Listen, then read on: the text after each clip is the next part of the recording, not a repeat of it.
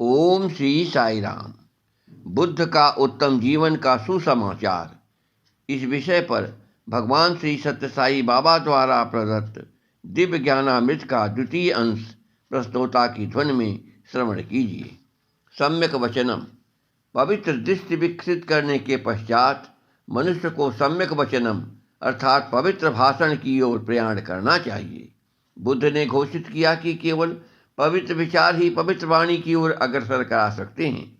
बुद्ध ने घोषणा किया कि मनुष्य जो कुछ भी सोचता है उसे बोलने के लिए जिह्वा का प्रयोग असावधानी पूर्वक नहीं करना चाहिए। जिह्वा को सत्य बोलने के लिए तथा जो पवित्र और शुद्ध है उसकी व्याख्या करने के लिए दिया गया है। जिह्वा मनुष्य को स्वादिष्ट मिठाइयों से तालु को तृप्त करने के लिए नहीं दी गई है।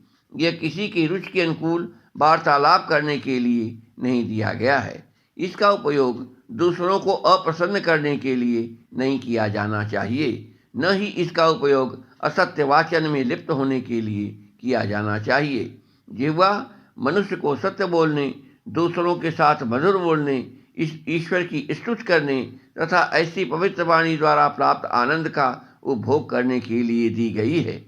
ऐसे लोग हैं जो अपना पूरा समय सभी प्रकार की पुस्तकों को पढ़ने में व्यतीत करते हैं, बिना यह प्रयास किए कि वे इस प्रकार के पठन से क्या सीखते हैं। ऐसे पढ़ने का क्या लाभ। बुद्ध उत्तम जीवन से असंबद्ध विद्वता के विरुद्ध बोले। उन्होंने बहुत अध्ययन किया, वे कई महापुरुषों से मिले, वे अनेक प्रवचन सुने। उन्होंने अनुभव किया कि इन माध्यमों से सच्चा ज्ञान प्राप्त नहीं किया जा सकता है। उन्हें अनुभूत हुई कि ये एक शुद्ध स्वच्छ चेतना उच्चतम ज्ञान प्रदान करती है।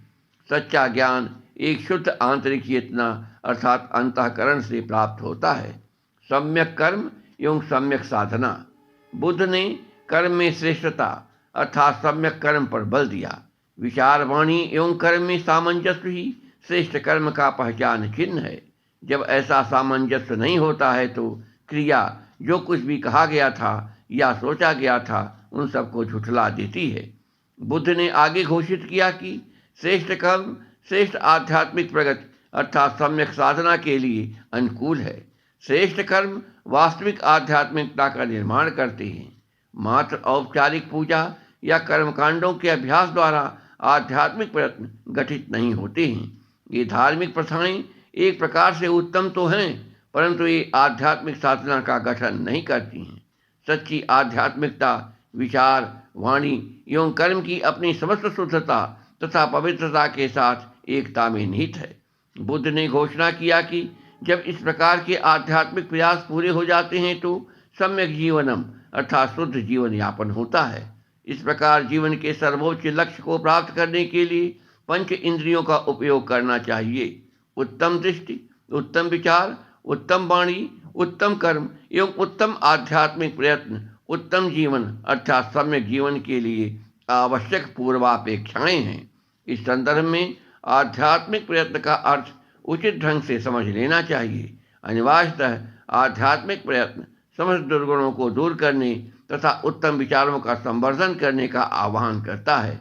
आध्यात्मिक साधना का अर्थ है उत्तम विचारों का विकास करना एवं उत्तम कर्म करना।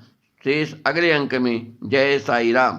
ओम जौह शांतिरंतरिक्षगुं शांति पृथिवी शांतिरापः शांतिरोषधयः शांति वनस्पतयः शांतिर्विश्वे देवाः शांतिर्ब्रह्म शांति सर्वगुं शांति शांतिरेव शांति सामा शांतिरेधि।